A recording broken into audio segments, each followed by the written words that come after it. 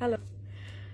Mm, this is the first time that I'm getting in touch with you all to clarify something, and I think this will be the first time that I'll be thinking twice before I speak my heart, because I'm anxious that my words might be misinterpreted.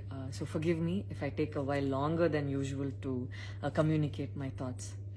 And I'd like to do this in English. In a recent interview, I was asked if I was a supporter of the left or the right wing, and I clearly stated that I believe I'm neutral, and we need to be good human beings first before we identify ourselves with our beliefs, and that the oppressed need to be protected at any cost. So further into the interview, I went on to elaborate on how I look at things, and I had quoted two references which had a huge impact on me, and which left me traumatized for days. In fact, after I watched the film The Kashmir Files, I had the opportunity to speak with the director, and this was 3 months ago. I remember telling him that I was disturbed seeing the plight of the people at that time, and being someone that I am, I would never belittle tragedy like the genocide and the generations of people who are still affected by it. Having said that, I can never come to terms with the mob lynching incident that had taken place during our COVID times, because I remember seeing that video and being shaken for days. I believe that violence in any form is wrong, and violence in the name of any religion is a huge sin. So this is all that I this is all that I intended to say, and that's all. But it was very disturbing to see that many people online justified the mob lynching incident, and I don't think any of us have the right to take another person's life. Being a medical graduate, I believe that all lives are equal and all lives are important. And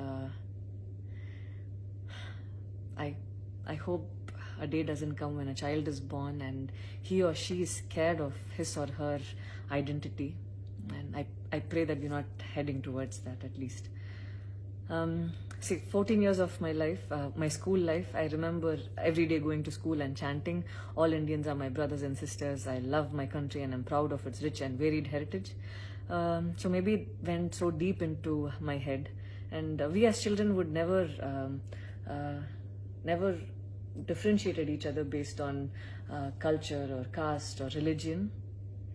So anytime I speak, it comes from a very neutral ground, and I was very surprised to see that whatever I had spoken was taken in a completely different way. And it was also very upsetting to see that a lot of prominent personalities and websites had carried a snippet from the previous interview that I had given, even without seeing the complete interview or the genuinity behind what was said.